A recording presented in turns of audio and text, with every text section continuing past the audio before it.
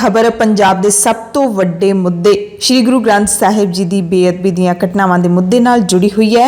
इस मामले दे विच जांच कर रही सिट ने जांच रिपोर्ट नूं जनतक कर दिता है। पंजाब के फरीदकोट जिले के पिंड बुरज जवाहर सिंह वाला दे विच 2015 दे विच पहला श्री गुरु ग्रंथ साहिब जी के सरूप चोरी होण अते फिर बरगाड़ी पिंड दे विच श्री गुरु ग्रंथ साहिब जी की बेअदबी दीयां वड्डियां घटनावां वापरियां सी। इन्हां दी जांच नूं लैके सिट गठित की गई सी ते सिट ने जांच रिपोर्ट दे विच इन्हां घटनावां दे लई डेरा सिरसा मुखी बलात्कारी ते कातल गुरमीत राम रहीम ते कई होर डेरा प्रेमियां नूं कथित साजिशकार करार दिता है। डेरा मुखी मास्टरमाइंड है इस रिपोर्ट के मुताबिक अते ये रिपोर्ट कल ही जनतक की गई ते कल पंजाब के मुख मंत्री भगवंत सिंह मान ने यह रिपोर्ट सिख जथेबंदियां नूं सौंप दी है। सिख जथेबंदियां दे लीडर मेजर सिंह पंडोरी, चमकौर सिंह, भाई रूपा, रेशम सिंह खुखराणा, बलदेव सिंह जोगेवाला अते भाई अमरीक सिंह अजनाला ने मुख मंत्री दे नाल उन्हां दी चंडीगढ़ रिहाइश ते मुलाकात की। उन्होंने इस रिपोर्ट नूं जनतक करन दे नाल इसदी एक कॉपी इन्हां सिख लीडरां नूं भी सौंपी। फरीदकोट की अदालत दे विच बेअदबी मामले की अगली सुनवाई 29 जुलाई नूं होवेगी। उसे दिन मुलजमां ते दोष आयद किए जाणगे, यानी कि सीधा साफ है कि राम रहीम के खिलाफ दोष आयद होणगे। यह रिपोर्ट हाईकोर्ट के हुक्मां ते 4 अप्रैल 2021 नूं IG SPS परमार की अगवाई हेठ बनाई 5 मैंबरी टीम ने तैयार की है। यानी कि पिछली सरकार दे वल्लों ये सिट बनाई गई सी, उदों 6 महीनों के विच रिपोर्ट तैयार करन नूं कहा गया सी, हदायत दी गई सी, पर जांच टीम ने 1 साल तो भी वध समय दे विच जांच करके ये रिपोर्ट सौंपी है। टीम ने 467 पन्नियां की रिपोर्ट तैयार की है। रिपोर्ट विच बेअदबी दी घटनावां लई डेरा सिरसा मुखी ते कई डेरा प्रेमियां नूं जिम्मेवार ठहराया गया है। सिट की रिपोर्ट के मुताबिक इन्हां मामलों के विच मुलजम सुखजिंदर सिंह, सन्नी, शक्ति सिंह, बलजीत सिंह, रणदीप सिंह, रणजीत सिंह, निशान सिंह, नरिंदर शर्मा अते डेरा मुखी गुरमीत राम रहीम शामिल ने। हालांकि घटना के विच कथित तौर पर शामिल डेरे के पैरोकार हर्ष धूरी, प्रदीप कलेर ते संदीप बरेटा हाले तक पुलिस की गिरफ्त तो बाहर ने। भगौड़े ने पुलिस सालों बाद भी उन्होंने फड़ नहीं सकी। पुलिस की जांच टीम ने रिपोर्ट के विच कहा कि इन्हां घटनावां पिछला मकसद फिल्म MSG 2 दे नाल जुड़िया होया सी। डेरे के पैरोकार राम रहीम की फिल्म रिलीज़ ना होने करके नाराज़ चल रहे सी, जिस करके बेअदबी दीयां इन्हां घटनावां नूं अंजाम दिता गया। जांच टीम ने भी यह report director bureau of investigation नूं सौंपी है। इस रिपोर्ट के विच स्पष्ट किया है कि डेरा सिरसा का मुखी गुरमीत राम रहीम इस दे वल्लों सलाबतपुरा दे विच स्वांग रचाउण तो बाद सिख संगत ते डेरा प्रेमियां दरमियान पैदा हुए धार्मिक टकराव के कारण फरीदकोट जिले दे विच बेअदबी दीयां वड्डियां घटनावां वापरियां। रिपोर्ट डायरैक्टर नूं सौंपदियां टीम ने कहा कि जांच पूरी तरह मुकम्मल हो गई है। बेअदबी नाल जुड़े 3 मामलों में हुण तक 12 व्यक्तियों नूं नामजद किया गया है। इन्हां दे विच राम रहीम भी शामिल है।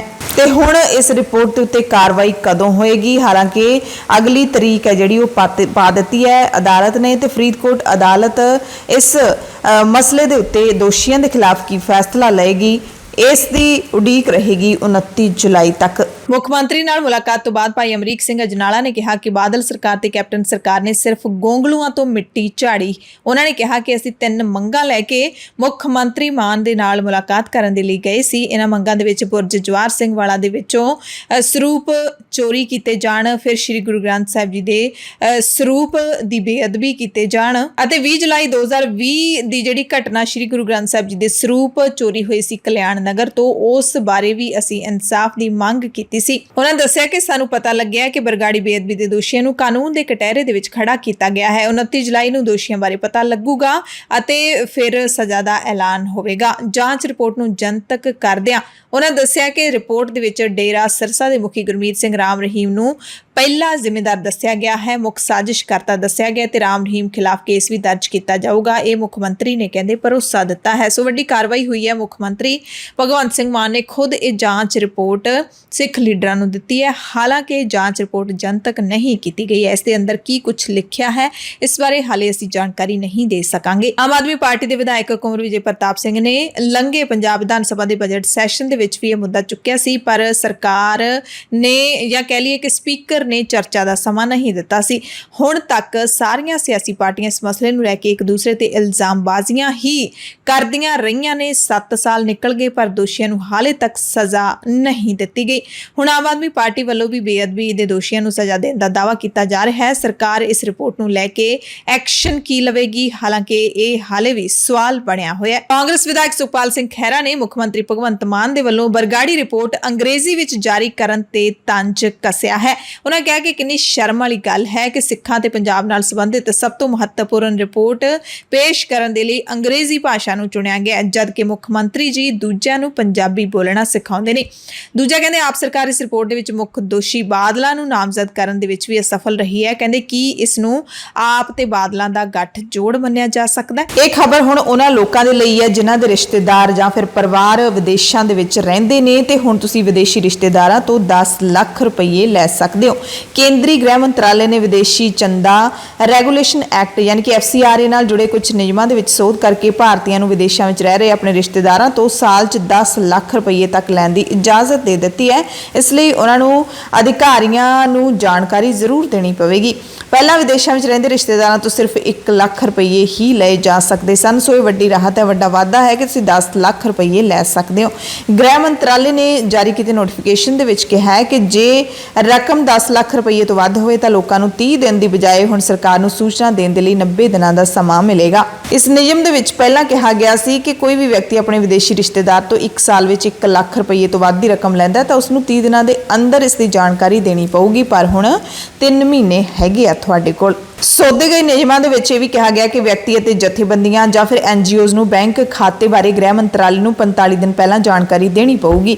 ਪਹਿਲਾਂ ਸਮਾਂ ਹੱਦ 30 ਦਿਨ ਦੀ ਹੁੰਦੀ ਸੀ। ਤੇ ਇੱਕ ਹੋਰ ਬਦਲਾਅ ਵੀ ਕੀਤਾ ਹੈ ਕਿ ਪਹਿਲਾਂ ਜਿਹੜਾ ਦਾਨ ਲਿਆ ਜਾਂਦਾ ਸੀ ਜਾਂ ਫਿਰ ਰਿਸ਼ਤੇਦਾਰਾਂ ਤੋਂ ਪੈਸੇ ਆਦ ਲਏ ਜਾਂਦੇ ਸੀ, ਉਹਨਾਂ ਪੈਸਿਆਂ ਨੂੰ ਲੈਣ ਦੀ ਜਿਹੜੀ ਰਸੀਦ ਹੈ ਉਹਦੀ ਜਾਣਕਾਰੀ ਵੈਬਸਾਈਟ ਤੇ ਹਰ ਤਿਮਾਹੀ ਵਿੱਚ ਦੇਣੀ ਹੁੰਦੀ ਸੀ, ਯਾਨੀ ਕਿ 3 ਮਹੀਨਿਆਂ ਦੇ ਵਿੱਚ ਦੇਣੀ ਹੁੰਦੀ ਸੀ। ਤੇ ਹੁਣ FCRA ਤਹਿਤ ਵਿਦੇਸ਼ਾਂ ਤੋਂ ਮਿਲਣ ਵਾਲੇ ਫੰਡਾਂ ਦੇ ਲਈ ਵਿਅਕਤੀਆਂ ਨੂੰ ਆਮਦਨੀ ਤੇ ਖਰਚੇ ਰਸੀਦ ਤੇ ਪੇਮੈਂਟ ਖਾਤੇ ਤੇ ਬੈਲੈਂਸ ਸ਼ੀਟ ਸਮੇਤ ਖਾਤੇ ਦੀ ਜਾਣਕਾਰੀ ਤੇ ਵਿਦੇਸ਼ੀ ਫੰਡ ਦੀ ਵਰਤੋਂ ਬਾਰੇ ਹਰੇਕ ਵਿੱਤੀ ਵਰ੍ਹੇ ਦੇ ਵਿੱਚ 9 ਮਹੀਨਿਆਂ ਦੇ ਬਾਅਦ ਯਾਨੀ ਕਿ 9 ਮਹੀਨਿਆਂ ਦੇ ਅੰਦਰ ਅਧਿਕਾਰਿਤ ਵੈਬਸਾਈਟ ਤੇ ਇਹ ਜਾਣਕਾਰੀ ਦੇਣੀ ਹੋਏਗੀ। 3 ਮਹੀਨੇ ਤੋਂ ਇਹ ਸਮਾਂ ਵੀ 9 ਮਹੀਨੇ ਵਧਾ ਦਿੱਤਾ ਗਿਆ। ਹਾਲਾਂਕਿ FCR ਦੇ ਜਿਹੜੇ ਸੋਧੇ ਗਏ ਨਿਯਮ ਨੇ ਉਹਨਾਂ ਦੇ ਵਿੱਚ ਹੁਣ ਸਰਕਾਰੀ ਨੌਕਰਸ਼ਾਹ ਵਿਦੇਸ਼ੀ ਫੰਡ ਨਹੀਂ ਲੈ ਸਕਣਗੇ। NGOs ਦੇ ਹਰੇਕ ਅਹੁਦੇਦਾਰ ਦੇ ਲਈ ਆਧਾਰ ਕਾਰਡ ਵੀ ਲਾਜ਼ਮੀ ਕਰ ਦਿੱਤਾ ਗਿਆ। ਨਵੇਂ ਕਾਨੂੰਨ ਦੇ ਵਿੱਚ ਇਹ ਵੀ ਕਿਹਾ ਗਿਆ ਕਿ ਜਿਹੜੀਆਂ ਜਥੇਬੰਦੀਆਂ ਜਾਂ ਸੰਸਥਾਵਾਂ ਵਿਦੇਸ਼ਾਂ ਤੋਂ ਫੰਡ ਲੈਣਗੀਆਂ ਉਹ ਪ੍ਰਸ਼ਾਸਕੀ ਕੰਮਾਂ ਦੇ ਲਈ 20% ਤੋਂ ਵੱਧ ਫੰਡਾਂ ਦੀ ਵਰਤੋਂ ਨਹੀਂ ਕਰ ਸਕਣਗੀਆਂ। ਪਹਿਲਾਂ ਇਹ ਹੱਦ 50% ਹੁੰਦੀ ਸੀ। ਕਾਨੂੰਨ ਦੇ ਮੁਤਾਬਿਕ ਵਿਦੇਸ਼ਾਂ ਤੋਂ ਫੰਡ ਲੈਣ ਵਾਲੀਆਂ NGOs ਨੂੰ FCRA ਤਹਿਤ ਰਜਿਸਟ੍ਰੇਸ਼ਨ ਕਰਵਾਉਣੀ ਪਵੇਗੀ। ਦਿੱਲੀ ਦੀ ਇੱਕ ਅਦਾਲਤ ਨੇ ਆਲਟ ਨਿਊਜ਼ ਦੇ ਸਹਿਬਾਨੀ ਮੁਹੰਮਦ ਜ਼ੁਬੈਰ ਦੀ ਜ਼ਮਾਨਤ ਅਰਜ਼ੀ ਖਾਰਿਜ ਕਰ ਦਿੱਤੀ ਹੈ ਤੇ ਮੁਲਜ਼ਮ ਦੇ ਖਿਲਾਫ ਅਪਰਾਧਾਂ ਦੀ ਪ੍ਰਕਿਰਤੀ ਤੇ ਗੰਭੀਰਤਾ ਅਤੇ ਜਾਂਚ ਦੇ ਮੁੱਢਲੇ ਦੌਰ ਵਿੱਚ ਹੋਣ ਦਾ ਹਵਾਲਾ ਦਿੰਦਿਆਂ ਉਸ ਨੂੰ 14 ਦਿਨਾਂ ਦੀ ਨਿਆਇਕ ਹਿਰਾਸਤ ਦੇ ਵਿੱਚ ਜੇਲ੍ਹ ਭੇਜ ਦਿੱਤਾ ਹੈ। ਦੇਰ ਸ਼ਾਮ ਅਦਾਲਤ ਮੁੜ ਬੈਠੀ, ਜਿਸ ਤੋਂ ਬਾਅਦ ਮੁੱਖ ਮੈਟਰੋਪੋਲੀਟਨ ਜੱਜ ਸਨਿਗਧਾ ਸਰਵਰੀਆ ਨੇ ਇਹ ਫੈਸਲਾ ਸੁਣਾਇਆ, ਜਦਕਿ ਇਸ ਤੋਂ ਪਹਿਲਾਂ ਦੁਪਹਿਰੇ ਜਦੋਂ ਸੁਣਵਾਈ ਹੋਈ ਤਾਂ ਜੱਜ ਨੇ ਆਪਣਾ ਫੈਸਲਾ ਰਾਖਵਾਂ ਰੱਖ ਲਿਆ ਸੀ। ਜ਼ੁਬੈਰ ਤੇ 2018 ਦੇ ਵਿੱਚ ਹਿੰਦੂ ਦੇਵਤਾ ਬਾਰੇ ਕਥਿਤ ਇਤਰਾਜ਼ਯੋਗ ਟਵੀਟ ਕਰਨ ਦਾ ਦੋਸ਼ ਲੱਗਿਆ ਹੈ। ਉਸ ਨੂੰ ਕੁਝ ਦਿਨ ਪਹਿਲਾਂ ਦਿੱਲੀ ਪੁਲਿਸ ਨੇ ਗ੍ਰਿਫਤਾਰ ਕੀਤਾ ਸੀ। ਪਰ ਬੜੀ ਅਜੀਬ ਗੱਲ ਹੈ, ਬੜੀ ਅਜੀਬ ਦਾਸਤਾਨ ਹੈ ਸਾਡੇ ਮੁਲਕ ਦੇ ਕਾਨੂੰਨ ਦੀ ਕਿ ਉਹ ਬੀਬੀ ਜਿਸ ਦਾ ਨਾਮ ਨੂਪੁਰ ਸ਼ਰਮਾ ਹੈ, ਜਿਸ ਨੇ ਇੰਨੀ ਕੁ ਜ਼ਹਿਰ ਭਰੀ ਟਿੱਪਣੀ ਪੈਗੰਬਰ ਮੁਹੰਮਦ ਸਾਹਿਬ ਦੇ ਖਿਲਾਫ ਕੀਤੀ ਕਿ ਦੇਸ਼ ਦੇ ਵਿੱਚ ਅੱਗ ਭੜਕ ਗਈ ਸੀ। ਦੇਸ਼ ਹੀ ਨਹੀਂ ਬਾਹਰਲੇ ਮੁਲਕਾਂ ਦੇ ਵਿੱਚ ਭਾਰਤ ਨੂੰ ਥੂ-ਥੂ ਹੋਣ ਲੱਗੀ ਸੀ। ਭਾਰਤੀ ਜਿਹੜੇ ਬਾਹਰਲੇ ਮੁਲਕਾਂ ਵਿੱਚ ਰਹਿੰਦੇ ਨੇ ਉਹਨਾਂ ਨੂੰ ਕਈ ਥਾਵਾਂ ਤੇ ਨੌਕਰੀਆਂ ਤੋਂ ਕੱਢਿਆ ਗਿਆ। ਭਾਰਤੀਆਂ ਦੇ ਵਪਾਰ ਦਾ ਬਾਈਕਾਟ ਕੀਤਾ ਗਿਆ, ਪਰ ਹਾਲੇ ਤੱਕ ਉਸ ਨੂਪੁਰ ਸ਼ਰਮਾ ਨੂੰ ਗ੍ਰਿਫਤਾਰ ਨਹੀਂ ਕੀਤਾ ਗਿਆ, ਜਦਕਿ ਧਾਰਾਵਾਂ ਇੱਕੋ ਜਿਹੀਆਂ ਹੀ ਲੱਗੀਆਂ ਨੇ। ਜ਼ੁਬੈਰ ਤੇ ਵੀ 295A ਲੱਗੀ ਹੈ, ਨੂਪੁਰ ਤੇ ਵੀ 295A ਲੱਗੀ ਹੈ, ਪਰ ਨੂਪੁਰ ਨੂੰ ਅਦਾਲਤ ਨੇ ਵੀ ਕਿਹਾ ਕਿ ਪੂਰੇ ਦੇਸ਼ ਤੋਂ ਮਾਫੀ ਮੰਗੇ। ਪਰ ਕੀ ਮਾਫੀ ਮੰਗਣ ਦੇ ਨਾਲ ਉਸ ਦਾ ਗੁਨਾਹ ਮਾਫ ਕੀਤਾ ਜਾ ਸਕਦਾ ਹੈ ਜਾਂ ਘੱਟ ਹੋ ਸਕਦਾ? ਕਿ ਉਸ ਦੀ ਇੰਨੀ ਕੁ ਸਜ਼ਾ ਹੈ, ਉਸ ਦੀ ਗ੍ਰਿਫਤਾਰੀ ਕਿਉਂ ਨਹੀਂ ਹੋ ਰਹੀ? ਇਹ ਵੀ ਵੱਡਾ ਸਵਾਲ ਹੈ। ਪੰਜਾਬ ਦੇ ਵਿੱਚ ਪਿਛਲੀ ਕਾਂਗਰਸ ਸਰਕਾਰ ਯਾਨੀ ਕਿ ਮੁੱਖ ਮੰਤਰੀ ਚਰਨਜੀਤ ਸਿੰਘ ਚੰਨੀ ਦੀ ਸਰਕਾਰ ਵੇਲੇ ਸੂਬੇ ਦੇ 337 ਸਕੂਲ ਅਪਗ੍ਰੇਡ ਹੋਏ ਸੀ, ਪਰ ਅਪਗ੍ਰੇਡ ਹੋਏ ਸਰਕਾਰੀ ਸਕੂਲਾਂ ਦੇ ਵਿੱਚ ਨਵੀਆਂ ਜਮਾਤਾਂ ਹਾਲੇ ਤੱਕ ਸ਼ੁਰੂ ਨਹੀਂ ਹੋਈਆਂ। ਦਾਖਲੇ ਹਾਲੇ ਸ਼ੁਰੂ ਨਹੀਂ ਹੋ ਸਕੇ, ਨਾ ਹੀ ਇੱਥੇ ਹੋਰ ਅਧਿਆਪਕ ਭੇਜੇ ਗਏ ਨੇ। ਉਂਝ ਇਹ ਪੰਜਾਬ ਭਰ ਦੇ ਅਪਗ੍ਰੇਡ ਕੀਤੇ ਹੋਏ ਸਕੂਲ ਨੇ। ਚੰਨੀ ਸਰਕਾਰ ਵੇਲੇ ਪੰਜਾਬ ਭਰ ਦੇ ਵਿੱਚ 337 ਦੇ ਕਰੀਬ ਸਕੂਲਾਂ ਦਾ ਪ੍ਰਾਇਮਰੀ ਤੋਂ ਮਿਡਲ ਤੋਂ ਹਾਈ ਤੇ ਹਾਈ ਤੋਂ ਸੀਨੀਅਰ ਸੈਕੰਡਰੀ ਦੇ ਰੂਪ 'ਚ ਦਰਜਾ ਵਧਾਇਆ ਗਿਆ ਸੀ। ਮੋਹਾਲੀ ਜ਼ਿਲ੍ਹੇ ਦੇ 23 ਦੇ ਕਰੀਬ ਸਕੂਲਾਂ ਦਾ ਦਰਜਾ ਵਧਾਏ ਜਾਣ ਸੰਬੰਧੀ ਸਿੱਖਿਆ ਵਿਭਾਗ ਨੇ ਨੋਟੀਫਿਕੇਸ਼ਨ ਜਾਰੀ ਕੀਤਾ ਸੀ, ਪਰ ਇਹਨਾਂ ਸਾਰੇ ਸਕੂਲਾਂ ਵਿੱਚੋਂ ਕਿਸੇ ਵੀ ਸਕੂਲ ਵਿੱਚ ਵਧਾਈਆਂ ਗਈਆਂ ਕਲਾਸਾਂ ਦਾ ਹਾਲੇ ਤੱਕ ਕੋਈ ਅਧਿਆਪਕ ਨਹੀਂ ਆਇਆ ਤੇ ਨਾ ਹੀ ਨਵੀਆਂ ਜਿਹੜੀਆਂ ਵਧਾਈਆਂ ਗਈਆਂ ਜਮਾਤਾਂ ਨੇ ਉਹਨਾਂ ਦੇ ਵਿੱਚ ਦਾਖਲਾ ਬੱਚਿਆਂ ਦਾ ਸ਼ੁਰੂ ਕੀਤਾ ਗਿਆ। ਇਸ ਤੇ ਸਕੂਲ ਮੁਖੀਆਂ ਦਾ ਕਹਿਣਾ ਹੈ ਕਿ ਉਹਨਾਂ ਨੂੰ ਨਵੀਆਂ ਕਲਾਸਾਂ ਸੰਬੰਧੀ ਕੋਈ ਹੁਕਮ ਨਹੀਂ ਮਿਲੇ ਨੇ। ਸੋ ਜ਼ਾਹਿਰ ਤੌਰ ਤੇ ਅਪਗ੍ਰੇਡਡ ਸਕੂਲਾਂ ਦੇ ਵਿੱਚ ਦਾਖਲਾ ਲੈਣ ਦੇ ਲਈ ਮਾਪੇ ਤੇ ਵਿਦਿਆਰਥੀ ਉਡੀਕ ਰਹੇ ਨੇ, ਕਿਉਂਕਿ ਇਹ ਉਹਨਾਂ ਇਲਾਕਿਆਂ ਦੇ ਸਕੂਲ ਨੇ ਜਿਨ੍ਹਾਂ ਦੇ ਵਿੱਚ ਬੱਚਿਆਂ ਨੂੰ ਇਹਨਾਂ ਸਕੂਲਾਂ ਜਿੰਨੀ ਪੜ੍ਹਾਈ ਕਰਨ ਤੋਂ ਬਾਅਦ ਵੱਡੀਆਂ ਕਲਾਸਾਂ ਦੀ ਪੜ੍ਹਾਈ ਕਰਨ ਦੇ ਲਈ ਬਾਹਰ ਜਾਣਾ ਪੈਂਦਾ ਹੈ। ਤੇ ਪੰਜਾਬ ਦੀ ਪਿਛਲੀ ਕਾਂਗਰਸ ਸਰਕਾਰ ਵੇਲੇ ਪਿੱਛੇ ਜੇ ਕੀਤੀ ਗਈ ਸਟਾਫ ਨਰਸਾਂ ਦੀ ਭਰਤੀ ਪ੍ਰਕਿਰਿਆ ਤੇ ਵੀ ਸਵਾਲ ਉੱਠਣੇ ਸ਼ੁਰੂ ਹੋ ਗਏ ਨੇ। ਅੰਗਹੀਣ ਕੋਟੇ ਦੇ ਉਮੀਦਵਾਰਾਂ ਨੇ ਆਪਣੇ ਨਾਲ ਪੱਖਪਾਤ ਤੇ ਧੱਕਾ ਹੋਣ ਦਾ ਦੋਸ਼ ਲਾਇਆ। ਉਹਨਾਂ ਦੱਸਿਆ ਕਿ ਸਰਕਾਰ ਉਹਨਾਂ ਦੇ ਅੰਗਹੀਣਤਾ ਸਰਟੀਫਿਕੇਟਾਂ ਨੂੰ ਤਾਂ ਜਾਇਜ਼ ਮੰਨਦੀ ਹੈ, ਪਰ ਮੈਡੀਕਲ ਬੋਰਡ ਨੇ ਉਹਨਾਂ ਨੂੰ ਨੌਕਰੀ ਲਈ ਯੋਗ ਕਰਾਰ ਦੇ ਦਿੱਤਾ, ਜਿਸ ਕਾਰਨ ਇਹਨਾਂ ਉਮੀਦਵਾਰਾਂ ਦੇ ਵਿੱਚ ਭਾਰੀ ਰੋਸ ਹੈ। ਜਸਵੀਰ ਲੁਬਾਣਾ ਦੀ ਪਤਨੀ ਦੇ ਨਾਲ ਇਹ ਵਾਪਰਿਆ ਹੈ। ਸਟਾਫ ਨਰਸ ਪਤਨੀ ਨੇ ਅਪਲਾਈ ਕੀਤਾ ਸੀ। ਪੰਜਾਬ ਦੇ ਸਿਹਤ ਵਿਭਾਗ ਨੇ ਉਸ ਦੀ ਪਤਨੀ ਦਾ 40% ਅੰਗਹੀਣਤਾ ਸਰਟੀਫਿਕੇਟ ਬਣਾਇਆ, ਪਰ ਮੈਡੀਕਲ ਸਿੱਖਿਆ ਭਵਨ ਦੀ ਸੂਚੀ ਦੇ ਵਿੱਚ ਜਿਹੜੀ ਉਮੀਦਵਾਰਾਂ ਦੀ ਲਿਸਟ ਹੈ ਉਸ ਦੇ ਵਿੱਚੋਂ ਉਸ ਦੀ ਪਤਨੀ ਦਾ ਨਾਮ ਗਾਇਬ ਸੀ। ਇਸ ਸੰਬੰਧੀ ਪੀੜਤ ਉਮੀਦਵਾਰ ਮੈਡੀਕਲ ਸਿੱਖਿਆ ਭਵਨ ਮੋਹਾਲੀ ਪਹੁੰਚੇ। ਇੱਥੇ ਡਾਇਰੈਕਟਰ ਤੇ ਸੰਯੁਕਤ ਡਾਇਰੈਕਟਰ ਨੂੰ ਮਿਲੇ। ਉਹਨਾਂ ਨੇ ਕਿਹਾ ਕਿ ਅੰਗਹੀਣਤਾ ਸਰਟੀਫਿਕੇਟ ਤਾਂ ਸਹੀ ਹੈ, ਪਰ ਨਰਸਿੰਗ ਗਾਈਡਲਾਈਨ ਦੇ ਮੁਤਾਬਿਕ ਉਸ ਦੀ ਸਮੱਸਿਆ ਅੰਗਹੀਣਤਾ ਦੇ ਵਿੱਚ ਆਉਂਦੀ ਹੀ ਨਹੀਂ।